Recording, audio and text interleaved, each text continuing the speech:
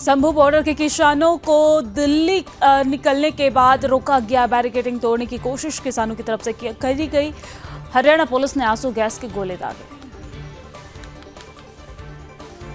संसद में संविधान पर चर्चा। संसदीय कार्य मंत्री किरेन रिजिजू बोले, कांग्रेस की सरकार हो या फिर हमारी सरकार, सबने अपने तरीके से काम किया है।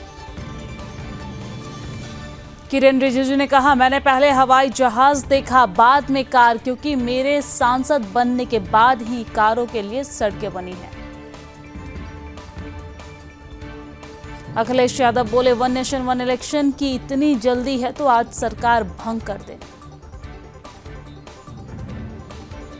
एक राष्ट्र एक चुनाव पर केंद्रीय मंत्री जुएल ओराम ने कहा कि सरकार को काम के लिए ज्यादा समय मिलेगा और खर्च भी कम होगा। केंद्रीय मंत्री गिरिराज सिंह ने कहा, एक राष्ट्र एक चुनाव राष्ट्र हित में है, सबसे खर्च इससे बचेगा और विकास भी होगा।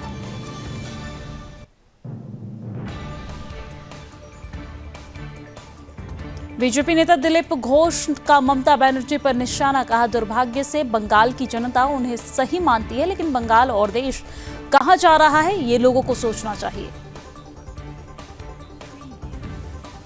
रामविलास पासवान के एलजेपी से सांसद शांभवी चौधरी ने कहा, जब बिहार दंगों में जल रहा था तब उनका संविधान के प्रति प्रेम कहां था। विपक्ष के लोग संविधान की बात नहीं कर रहे हैं। केंद्रीय मंत्री बीएल वर्मा का कांग्रेस पर निशाना। कहा, कांग्रेस जिसने हमेशा संविधान को खतरे में डालने का काम किया है, अभी तक आपातकाल को देश भुला नहीं पाई है।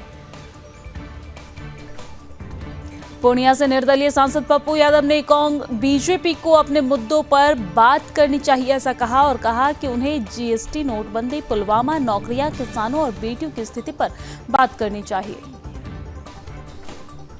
दिल्ली सरकार की महिला सम्मान योजना पर संदीप दीक्षित ने कहा, हारने के डर से आम आदमी पार्टी ने घोषणा की है और यह सिर्फ एक चुनावी वादा है, इसमें कोई गंभीरता नहीं है। महाकुंभ की तैयारियों पर केशव प्रसाद मौर्य ने कहा कि आज प्रयागराज के कुंभ के लिए जितनी कल्पना की जा सकती है उससे कहीं बेहतर तैयारियां चल रही है। सांखली को गोवा सीएम की बड़ी सौगात। सीएचसी सांखली में डायलिसिस सेंटर का उद्घाटन किया गया।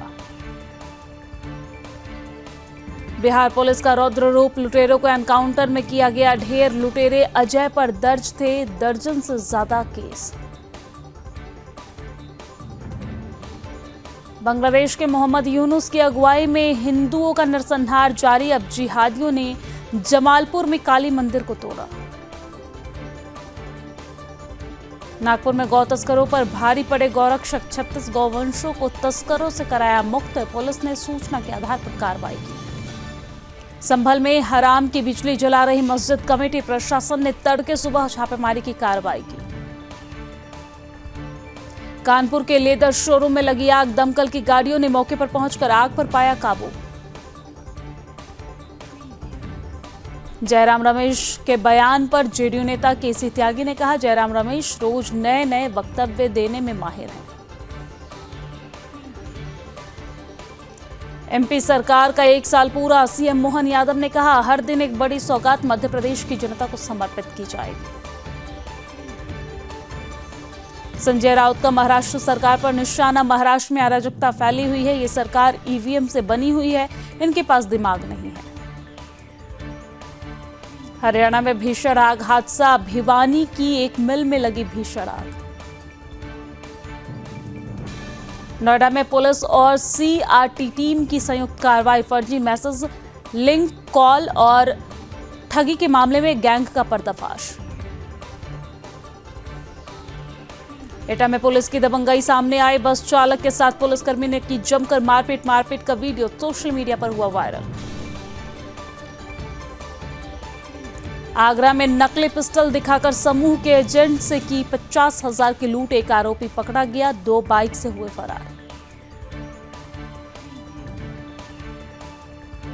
राजधानी दिल्ली में कोल्ड वेव से बढ़ी ठिठुरन। मौसम विभाग ने जारी किया अलर्ट। गलन के कारण रैन बसेरों में रह रहे लोग। तमिलनाडु में भारी बारिश के कारण हालात खराब। त्रिची के करुणामंबंदम क्षेत्र में बनी जलभराव की स्थिति। पुष्पा 2 एक्टर अल्लू अर्जुन जेल से रिहा, भगदड़ में महिला की मौत मामले में हाईकोर्ट से मिली जमानत। जेल से रिहाई के बाद घर पहुंचकर बोले अल्लू अर्जुन, मैं कानून का सम्मान करता हूं।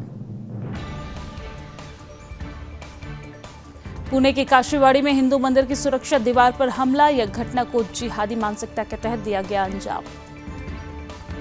नागपुर में जिहादियों की बस्ती में बिजली चोरी का खेल, कई सालों से जिहादी कर रहे बिजली चोरी। दिल्ली के पीरागढ़ी में 100 साल पुराने प्राचीन हिंदू मंदिर को तोड़ा गया, बिना नोटिस के हिंदू मंदिर पर बुलडोजर की कार्रवाई की गई। दिल्ली में फिर से एक बार लव जिहाद का मामला आया सामने, रोहिणी की हिंदू लड़की को जिहादी ने लव जिहाद में फंसाया, हिंदू लड़की को कन्वर्ट कराया, प्रेग्नेंट करके छोड़ा। युद्धग्रस्त सीरिया से निकाले गए भारतीय 4 नागरिक दिल्ली आईजीआई एयरपोर्ट पहुंचे, वापस लाने में भारतीय दूतावास ने मदद की।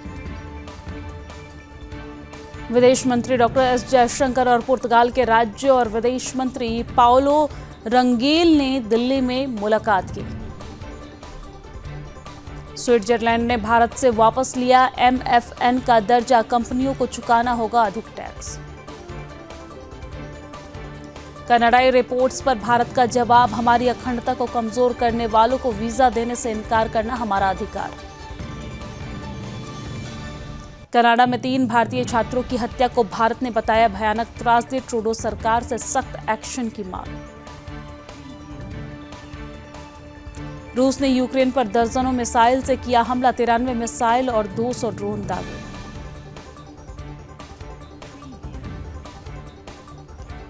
ताजा हमले में यूक्रेन के कई ट्रांसपोर्ट नेटवर्क को पहुंचाया नुकसान, निजी ऊर्जा कंपनी का थर्मल पावर प्लांट पूरी तरह से क्षतिग्रस्त। यूक्रेन की सेना ने दागी कई मिसाइलें, 81 को हवा में ही किया नष्ट, इसमें 11 क्रूज मिसाइलें शामिल। जेलेंस्की बोले रूस के आतंक को खत्म करे दुनिया, पुतिन के खिलाफ कार्रवाई करने की अपील। यूक्रेन ने अंतर्राष्ट्रीय समुदाय से की एयर डिफेंस की मांग, सुरक्षा के लिए 20 नासाम्स, हॉक और IRIS-T एयर डिफेंस सिस्टम मांगे। बृहस्पति के चंद्रमा पर फटा ज्वालामुखी, नासा ने वीडियो जारी किया, इस पर 400 से ज्यादा सक्रिय ज्वालामुखी।